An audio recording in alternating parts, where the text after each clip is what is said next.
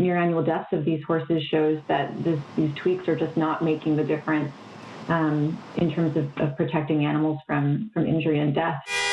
There's a horde and the charge is underway. A horse had to be euthanized Thursday night after suffering injuries following a chuckwagon race. It happened during the fourth heat of the race, the horse from Cody Risdale's team. This follows the announcement made by the Calgary Stampede partnering with U Calgary researchers to improve safety for both drivers and the horses on the track.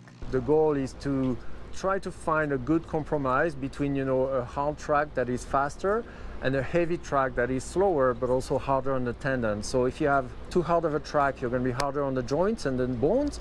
If you have too soft of the track, you're going to be harder on the ligaments and the tendons, but easier on the bones. So there's a happy medium there. Researchers have already submitted their first paper, but say it'll be some time before changes are actually implemented from it. So usually, I would say after you've done a research project, it's 6 months to 2-3 years before you see actually the use of it and the impact on the ground.